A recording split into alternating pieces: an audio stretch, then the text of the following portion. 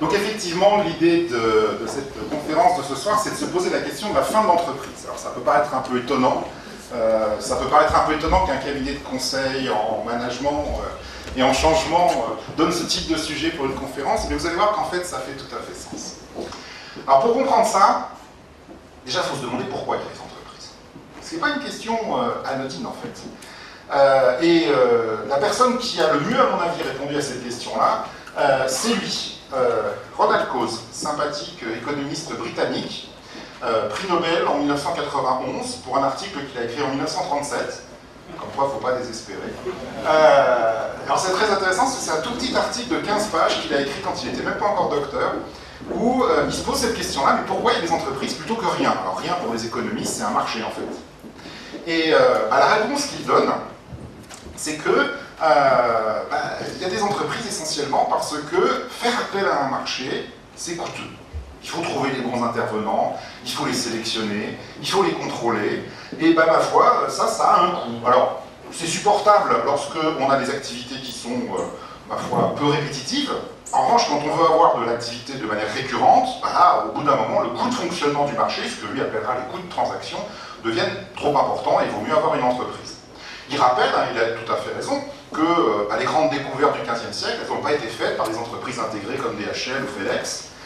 Il rappelle que les grands chefs-d'œuvre architecturaux du XVe, ils n'ont pas été faits par Bouygues ou par Vinci ou que sais-je, mais ça a été fait sous un mode de marché, sous un mode de projet. Et la raison pour laquelle on est passé à des structures d'entreprise, c'est vraisemblablement parce qu'à partir du XVIe ou du XVIIe siècle, on a voulu avoir de la standardisation, de la répétitivité, et à partir de là, le coût de fonctionnement du marché était excessif. On peut remarquer au passage que le problème n'est pas complètement réglé. Si vous regardez deux entreprises qui sont assez concurrentes, en fait, Zara et Nike, vous vous rendez compte qu'il y en a une, Nike, qui est assez clairement tournée vers le marché encore, qui externalise à peu près la totalité de ce qu'elle fait, alors que l'autre, Zara, se caractérise surtout par une très forte intégration verticale, notamment au niveau de la production, mais aussi avec la possession, vous le savez, d'à peu près tous les magasins. Et donc même deux entreprises qui sont finalement assez concurrentes, elles sont dans le textile, n'ont pas réglé le problème de la même manière. Bon. De fait, quand on a hésité entre un mode projet et un mode entreprise, il faut comparer des choses qui ont leurs avantages et leurs inconvénients. Bien évidemment, d'un côté, on est dans l'exploration, de l'autre côté, on est dans l'exploitation, et une exploitation a priori rentable. Dans le mode projet, on va avoir plus de flexibilité. Oui, mais dans le mode entreprise, on aura un meilleur contrôle. Dans le mode projet, on aura de la vitesse. Oui, mais dans le mode entreprise, on peut avoir de la récurrence, ce qui sera beaucoup plus difficile en mode projet. Dans le mode projet, on a de l'adaptabilité, alors que dans le mode entreprise, on a plutôt de la standardisation. Et ça marche mieux avec la société de consommation. Si je prends deux exemples encore pour bien comprendre, un Apple est plutôt en mode projet, là où un Samsung sera plutôt en mode entreprise. Mais c'est quoi ce mot, en fait, management? Peut-être que ça nous dit ce que c'est. C'est un mot français, et si vous voulez vous souvenir de son étymologie, en fait, il faut avoir deux images à l'esprit, et une fois que vous les aurez vues, vous ne les oublierez pas, c'est la main et le cheval.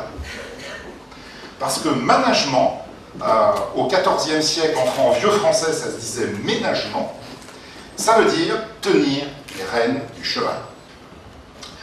Qu'est-ce que le management? Fondamentalement, le management, c'est le pilotage de l'action collective. Il s'agit de passer en gros de quelque chose comme ça à quelque chose comme ça. Très bien. Très bien. Et si on regarde qui ont été les premiers à écrire des livres de management, alors il y a quelqu'un qui est assez connu pour ça, c'est Henri Fayol, qui est le petit, il dit, voilà, c'est prévoir, organiser, commander, coordonner et contrôler. Vous remarquerez au passage que les rênes du cheval sont tenus, et ils sont quand même bien tenus. C'est-à-dire qu'avec des adjectifs, des infinitifs comme ça, le degré de liberté du cheval reste quand même modéré.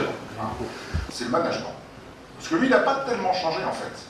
Et moi je sais que quand je montre ces infinitifs à des chefs d'entreprise, ils disent « Oui, c'est à peu près ça qu'on fait en fait. C'est à peu près ça notre métier. Un peu de choses près, c'est ça. On tient les rênes. » Bon, très bien. Oui, mais alors là, il y a un vrai souci. C'est qu'il y a un paradoxe essentiel dans le management. Un qui est vraiment au fond de tous les autres et qui finit par le miner d'une certaine manière au bout de son siècle d'existence. Le paradoxe de fond du management, c'est que la laisse, au bout d'un moment, on peut se demander si elle n'est pas plus chère que le chien.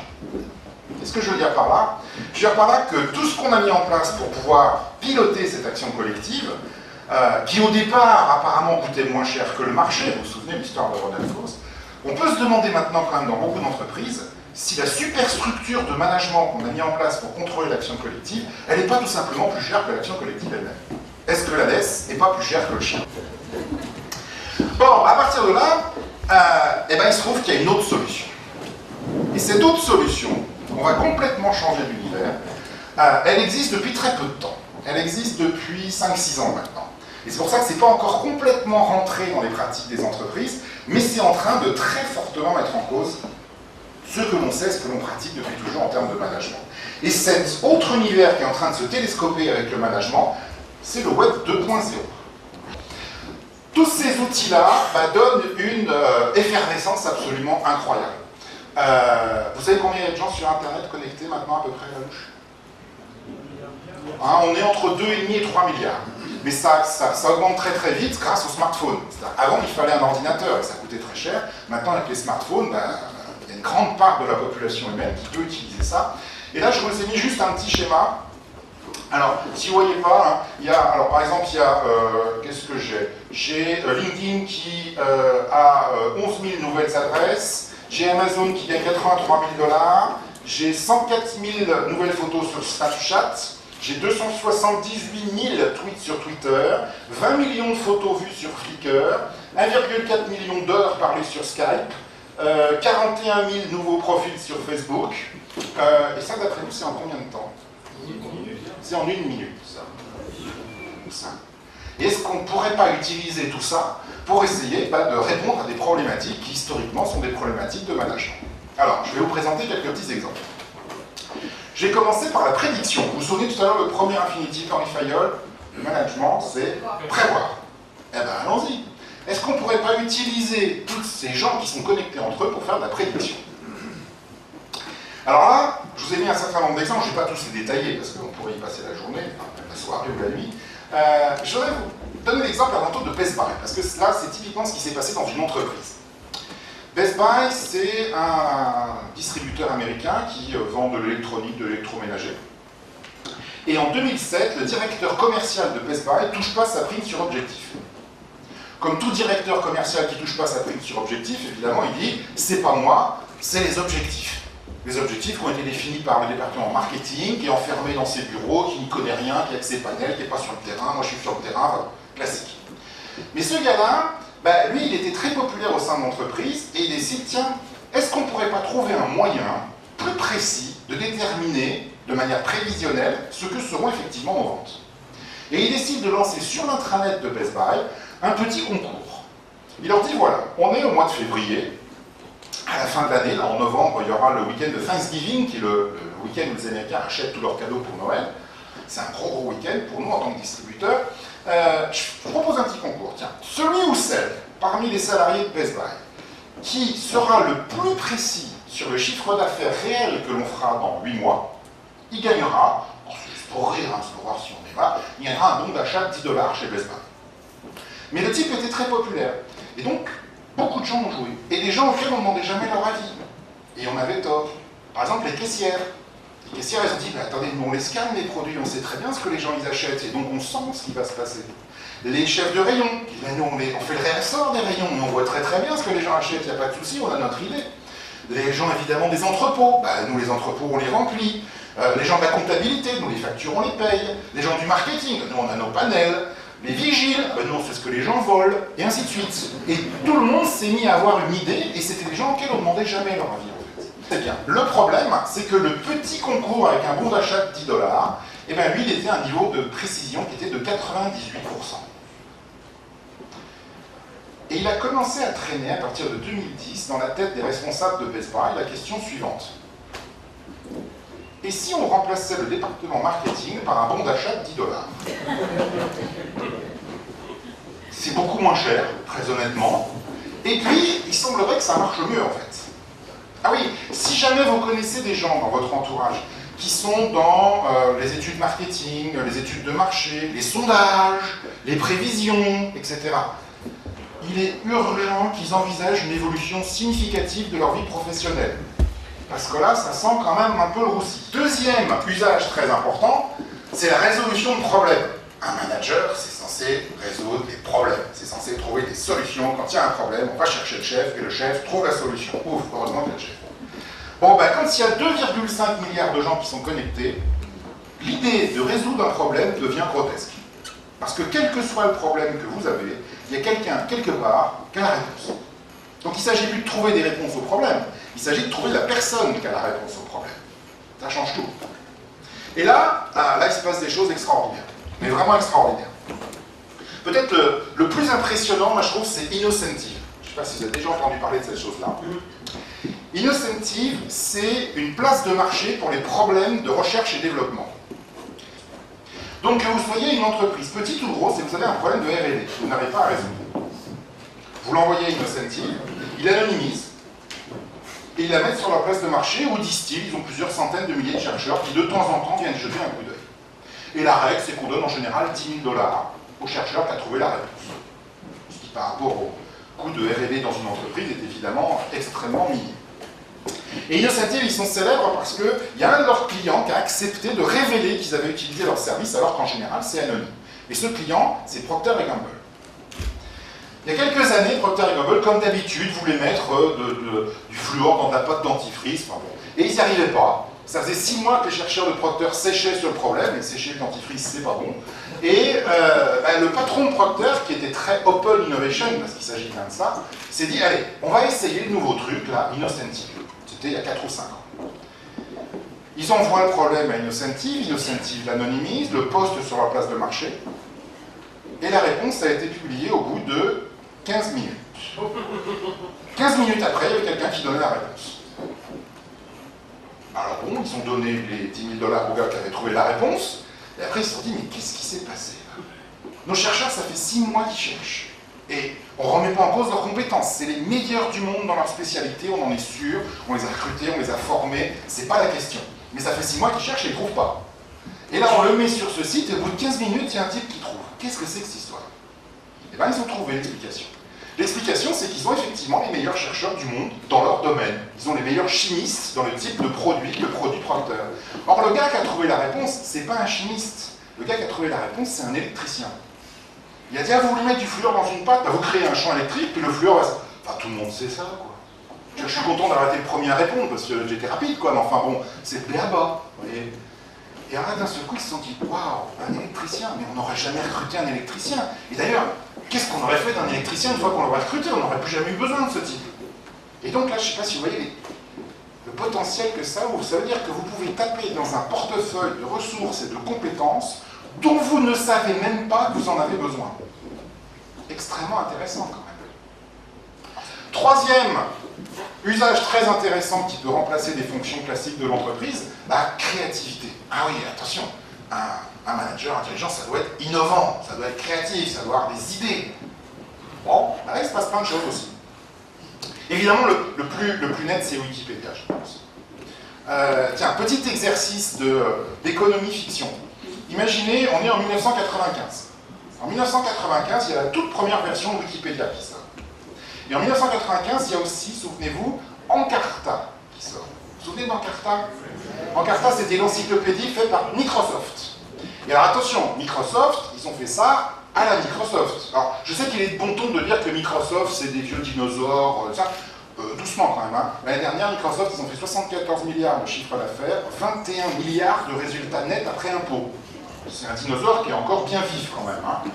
Et en 95, donc, ils lancent Encarta. Alors comment ils font? Ah ben c'est simple, à la Microsoft, une nouvelle division à l'intérieur de Microsoft, des budgets considérables, un senior vice-président, une armée de vice-présidents, une armée de managers, ils recrutent 4000 contributeurs rémunérés chez tous les meilleurs universitaires, ils achètent tous les droits sur des photos, des films, de tout ce que vous voulez, et ils obtiennent comme ça des CD-ROM qu'ils diffusent avec l'outil de distribution informatique le plus extraordinaire de tous les temps, ils le distribuent à chaque fois qu'on achète Windows. Vous ne pouvez pas imaginer un truc plus puissant que ça.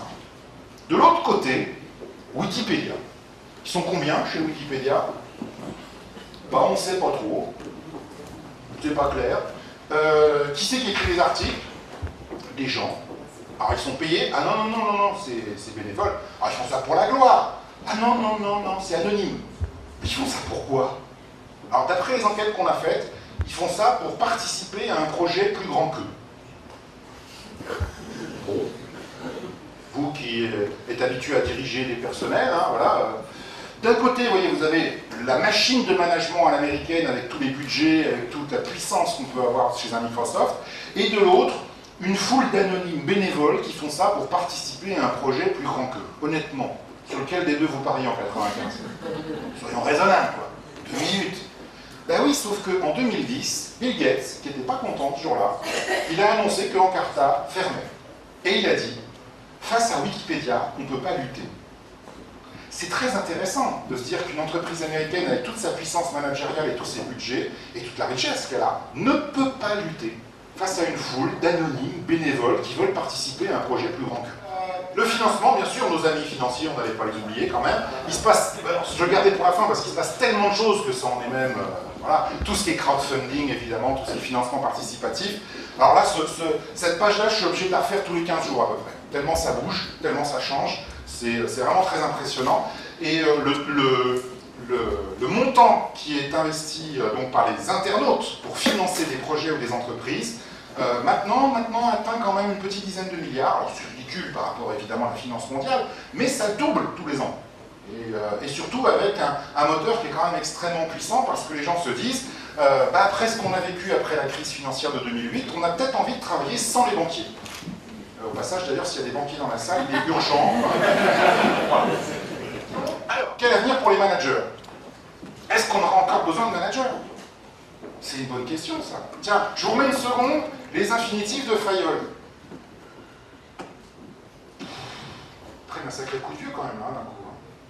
C'est-à-dire, prévoir, organiser, commander, coordonner et contrôler ce qu'on vient de décrire, ça risque pas tellement de marcher. D'ailleurs, quand je montre ça à mes étudiants de 23 ans, maintenant, ils imaginent un patron comme ça, vous voyez. Voilà. Alors, qui c'est ce monsieur au passage qui respire la joie de vivre, la créativité et l'enthousiasme? C'est quand même un grand entrepreneur c'est pas pour rien. Ce monsieur, c'est Thomas Watson, c'est le fondateur d'IBM. C'est quelqu'un qui a vraiment changé le monde. Bon, avec un look d'époque. Peut-être qu'il serait temps de changer les infinitifs de Fayol au bout d'un siècle. Je vous propose quelques possibilités pour ce 2.0. Initier. Il faut qu'il y ait quelqu'un qui lance l'idée. Ça ne se lance pas tout seul, forcément. Et peut-être que le rôle du manager, le rôle du dirigeant, ce sera de dire sur quoi il faut qu'on travaille. C'est déjà le sien, d'ailleurs. Éduquer, parce que c'est pas tout le monde qui sait s'en servir de tous ces outils-là. Et donc être la personne qui sera capable d'expliquer comment il faut s'en servir, c'est important. Filtrer. Ah oui, parce que contrairement à ce que vous pourriez penser, le collaboratif, ça ne veut pas dire tout le monde. Ah oui, si vous laissez tout le monde intervenir sur tout, alors là, vous avez un gros problème qui se profile, c'est les trolls. Alors, je ne sais pas si vous voyez ce que c'est, un troll dans un système 2.0, mais c'est quelqu'un qui est là uniquement pour faire perdre du temps. C'est-à-dire qu'il est là uniquement pour polluer la discussion. Et donc, il faut absolument qu'il y ait des gens qui sont des modérateurs et qui sont capables de dire à quelqu'un qui est là, qui pollue la discussion, eh bon, non, toi, tu sors et on continue sans toi. Et s'il n'y a pas ça, ça va être très problématique. Il faut aussi entraîner, mettre de l'énergie. Ah ouais, mais ça, vous le savez depuis toujours, hein. Le manager, c'est quelqu'un qui met de l'énergie. Hein, une définition du management, c'est un manager, c'est un importateur de stress et un exportateur d'énergie. Ah oui, si jamais vos collaborateurs, quand ils sortent de votre bureau, ils ont plus de stress qu'avant et moins d'énergie, il est temps que vous envisagiez... Voilà. Non, le bon manager, je suis désolé, c'est vos collaborateurs, quand ils sortent, ils ont moins de stress et plus d'énergie. Là, c'est bon. Là, on peut encore dans certains temps. Et puis incarner. Ah oui, il faut aussi que quelqu'un incarne l'action collective. Ça, c'est bien, ça. L'icône. Quelqu'un qui joue le rôle de « Ah, bah oui, c'est notre chef ». Et c'est important, parce qu'on est des êtres humains. Et bien, il y a quelqu'un qui fait tout ça, dis donc. Ouais, c'est lui. Lui, c'est Linus Torvald, celui qui a lancé Linux. Linux, il fait quand même tourner les 9/10 d'Internet. Hein. Les serveurs, ils sont tous sur Linux, quasiment. Et bien, il a fait tout ça, Linus. Il a initié, il a éduqué, il a filtré beaucoup, il filtre énormément, il a beaucoup entraîné la donnée de sa personne, puis il incarne la collectivité Linux. Alors donc, il fait un petit peu le même rôle que Thomas Watson un siècle plus tard. Donc, on n'imagine pas Thomas Watson en short avec un pingouin en peluche sur les genoux, mais sinon, c'est pareil. Et il y a une dernière chose qui fait aussi Linux, et qui est très important quand on fait du management, parce que c'est à ça que revient la définition du départ, bien évidemment, c'est qu'il a la responsabilité de l'action collective. Ah oui, parce qu'il faut peut-être quand même que quelqu'un soit responsable de tout ça. Et c'est pour ça aussi que les managers, ils sont mieux payés que les autres, c'est parce qu'ils en endossent la responsabilité. Donc le management, je ne suis pas plus inquiet que ça. Il y a une dernière chose pour laquelle, et on finira avec ça, là je suis un peu inquiet. Très honnêtement. Et aujourd'hui, faire fonctionner un marché, on l'a vu tout à l'heure avec le paradoxe du chien et de la laisse, bah, ça coûte significativement moins cher que faire fonctionner une entreprise. Et donc, simplement pour des raisons de saine gestion et d'efficience, l'avenir de l'entreprise n'est pas absolument certain. On vit à une époque extraordinaire, je ne sais pas si vous avez remarqué, on vit à une époque de surplus cognitif. Tous ces cerveaux humains qu'il y a sur la planète, on va enfin pouvoir s'en servir. En permanence, là. En permanence, il y a plusieurs centaines de millions de gens qui sont sur Internet et qui font pas grand-chose, en fait, très honnêtement. Bah, si on pouvait mobiliser leur cerveau, ne serait-ce qu'un tout petit peu, on peut faire des choses absolument extraordinaires. Vous avez maintenant des choses comme Ilance ou Odesk qui sont des agences, en fait, qui peuvent vous trouver d'ordre. En gros, c'est un peu comme eBay, sauf que ça ne vend pas des produits, ça vend du service. Vous avez des choses comme Sarli qui font du microservice de proximité, qui est finalement le symbole de tout ça. C'est Uber. Uber, si vous regardez bien, maintenant c'est la plus grosse compagnie de taxi du monde. Et comme vous le savez, ils ne possèdent aucun taxi. Et ils sont à l'origine donc maintenant d'une expression qui est très à la mode et qu'on appelle l'uberisation. L'uberisation, c'est quoi?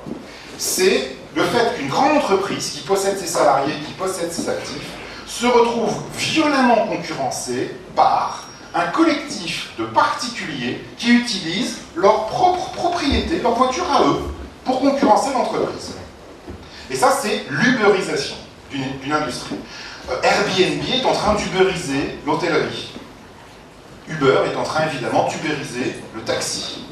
Une question que vous devez absolument vous poser en tant que chef d'entreprise, c'est est-ce que votre industrie est uberisable? Et d'ailleurs même, la vraie question que vous devez vous poser, c'est pas celle-là. La vraie question que vous devez vous poser, c'est qu'est-ce que vous ferez le jour où votre entreprise va être uberisée? Parce que très honnêtement, ça va arriver. Hein. Tous ceux qui ont cru que ça ne leur arriverait pas, maintenant ils le regrettent un petit peu.